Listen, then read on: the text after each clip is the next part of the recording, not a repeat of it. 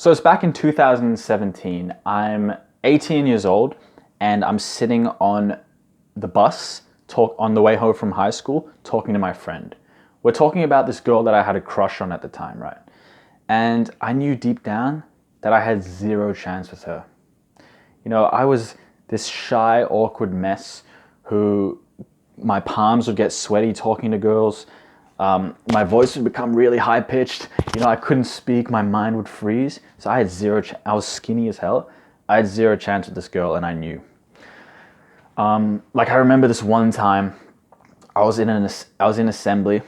The assembly performance that you have at school, and I was sitting on my own, and the seat next to me was empty. And she was walking down the aisle looking around for a place to sit. And she saw the seat next to me was empty. So she came over and sat next to me. And a normal person would make eye contact with her, say hi, start a conversation with her, maybe give her a fist bump or something. And what do? I pretend I don't even notice her. I look forward at the stage, at the people setting up the stage. I'm like, oh, damn, yeah, that's so interesting, bro. Don't even make eye contact with her. I make sure I'm looking good from the side, make sure I'm looking good from the side, and don't even say a single word to her the entire assembly. Every time I would talk to her, I would fumble it like that. My mind would freeze, and sometimes I'd make an excuse to chat with her. I'd be like, hey, did you do the homework tonight? And she'd reply, and I would spend hours planning a reply to the message. Because, bro, I was lonely as hell during this time. I was a virgin. I had no intimacy in my life, and I was desperate. I was desperate for any kind of intimacy in my life. I was lonely, and I woke up hating myself every day because I couldn't attract anyone. At night, I would hug my pillow pretending it's my crush. That's how obsessed I was with it. And so, yeah, I'm on the bus talking with my friend about my crush. And my friend says something that just clicks in me and changes completely changes my view of the world. He tells me, yo, bro, if you went to the gym, started lifting, and became jacked, she would be obsessed with you, bro. She would be really attracted to you. She would be into you. She would fall in love with you, bro. And I had this realization moment. I was like, oh my goodness, I don't have to be a loser for the rest of my life. I can just improve myself and change who I am, and girls will actually be attracted to me. So immediately I go home at night, I'm researching on Reddit, how to go to the gym. And within a week, I'm going to the gym, and I fall in love with it. I get obsessed with the gym. Eat, sleep, lift, repeat. I get obsessed with eating. I'm weighing every single grain of rice. I'm making sure I go to the gym I'm not missing a session. And I go at 5 a.m. because that's the only time the gym was open. So I'm obsessed. I'm lifting, I'm eating. And bro, it worked. Within 6 months, within 3 to 6 months, I started getting attraction from girls for the first time in my life. Girls were actually attracted to me and showing interest to me. And I was actually getting success. And I was going into university at the time. And so I went ham basically. I enjoyed my life in university, went out multiple times a week, and I was getting a lot of success in with girls. So it worked, bro. Going to the gym worked. I started getting more confident. But then, I had my success, I achieved my goal. Suddenly the gym started seeming less interesting day to day. It's like, oh, maybe I won't go to the gym today, bro. My shoulder kind of hurts, I'll just go tomorrow. Oh, bro, nah, I won't go this week. I got too much to do, I'll go next week. Then 4 years passes, and I haven't gone to the gym in 4 years. I completely fell off self-improvement. And so it's lockdown 2021, and I'm on the hub. I'm on the corn hub, watching some corn on the cob. And, comes to an end, boom, I bust. And the post-nut clarity sinks in as it always does. But this time it hits harder than it normally does. You know, I'm sitting on my computer chair, and to the right, there's like a mirror in my room. And I look at the mirror, and I just look at myself. And I look at my belly. I've gained some fat, decent amount of fat over the lockdown. And I'm skinny again, basically, because I haven't gone to the gym in 4 years. And I've just been eating so much during the lockdown, and I haven't exercised. And I just look at my body with disgust. My physique is basically skinny fat. If you don't know what that is, it's where you look skinny, but you're like fat around your belly at the same time. I had this physique. And in that post-nut clarity, I just felt so ashamed with myself. You know, I looked at the screen, at the jacked guy on screen, and I was like, what am I doing with my life? And I was so down bad that I was like, no, we're coming back. We're getting revenge, bro. We're getting revenge. And I got back onto self-improvement. And I started going back into the gym, started getting obsessed with the gym again. And not only that, but I started actually working on my social anxiety that I've had my whole life. I've carried this social anxiety with me my whole life, and I actually started working on it. And I started actually fixing it. My social anxiety started going away. I started making progress in the gym, and then I became obsessed with self-improvement, bro. And then almost 2 years later, I have not looked back since. So during the lockdown, in theory, you know, I had everything. I was swimming in pleasure. I had Pornhub. I was playing video games every day. I was locked down in my house, so I had all the time to myself. Bro, I even had a girlfriend at the time. And so you'd think I was living the dream, right? But I felt so ashamed. I hated my existence. I hated myself again, like back in high school. I woke up every morning hating myself. Okay, so I'll talk to you a bit in this video about how I approach self-improvement and my self-improvement philosophy. So basically, you probably already know what you need to do to improve yourself. You know, you probably already know that you need to start hitting the gym. You probably already know that, you know, you're kind of lonely and you need to start working on your social skills. You probably already know that you feel stressed in public and stressed in social situations and anxious and you can't speak freely. So you already know that you need to work on your mental health and improve your social anxiety. You probably already know what you need to do. You probably know about the benefits of reading and all that. So what you have to understand, you need to understand this concept if you want to be successful in self-improvement. You need to understand there are two types of happiness. Now, maybe you've never heard it explained like this before. There's two types of happiness.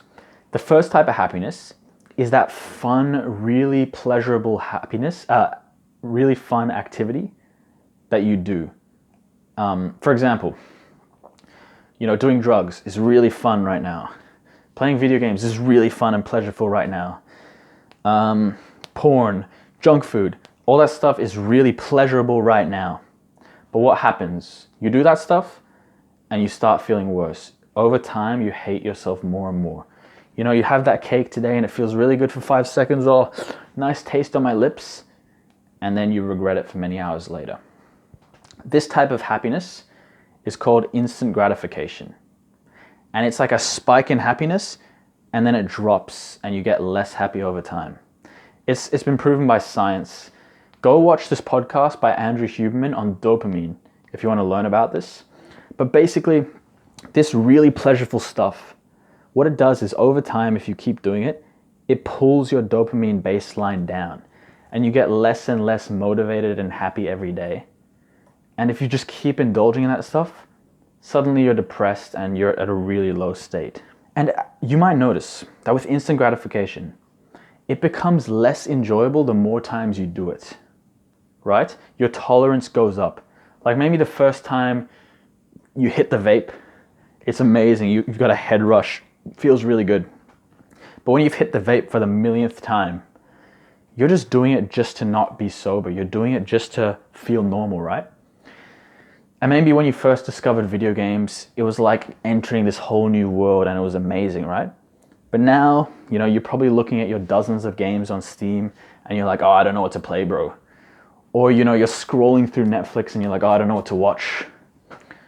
Or you're eating junk food not because it's an amazing, pleasureful experience, but because you just want to fill that emptiness within. You want to satisfy that craving. You know, you're eating food and you're not even enjoying it because you're like watching something else at the same time. So instant gratification, not only does it make you less happy in the long run, but it becomes less enjoyable in the long run. So it's not actually as fun as you might think. And now you need to know about the second type of happiness. The second type of happiness is more of a deep, kind of fulfilling happiness. This is like that happiness where you work really hard in the gym or really hard on your homework and you feel good about yourself, you feel proud. This type of happiness is like a sense of fulfillment that you are living at your potential. It's called delayed gratification. It's the kind of happiness that maybe is not as easy right now, but will make your life better in the long run and will give you a deeper feeling of fulfillment. And also, delayed gratification is not just about that end result. It's not like, oh yeah, we go to the gym so one day I can be happy and be jacked. No, delayed gratification, it's about the present day as well. Because when you're doing things that you're proud of and you're improving yourself, you feel fulfilled and proud of yourself from day to day. When you're doing a lot of delayed gratification activities, you can literally just sit in a room and feel happy to be alive. Like feel proud of yourself. Like, because here's the thing. Eventually, you'll become future you. In 2 months, you will become future you, right? And so if for the past 2 months you've just been indulging in pleasure and sacrificing future you's happiness, how can you not hate yourself? And if for the past few months you've been sacrificing and improving your life, how could you not love yourself, right? You know, I can walk in public now and feel so much calmer and relaxed than I used to when I had so much anxiety. Because past me sacrificed so that present me could have less anxiety and be calmer. You know, past me worked on his mental health, did the inner work, improved his social anxiety. Past me worked on his health, so now I feel so much better. You might be thinking like, oh yeah, bro, I just want to have a fun life, you know, I just want to enjoy my life because that's what life's about. But here's the thing, bro. The instant gratification is probably not as fun as you think. Have you ever seen someone play video games?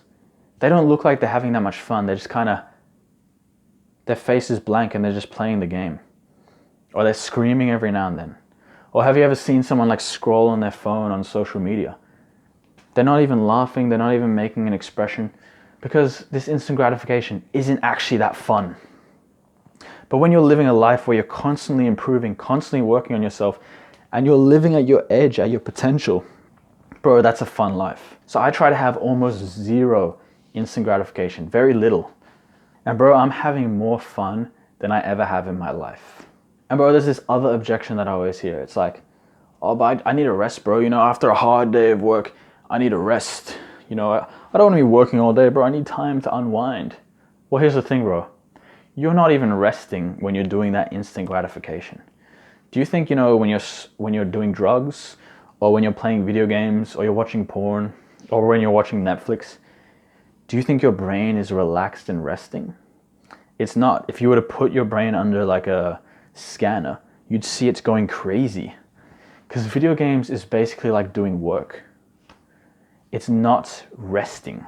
So yeah, my approach to self-improvement is not like, oh yeah, grind all day, Sigma male grind set, bro. I think delayed gratification is not just like working and working and working. It also involves resting, true rest. You know, rest is not like, oh, playing video games and stimulating yourself.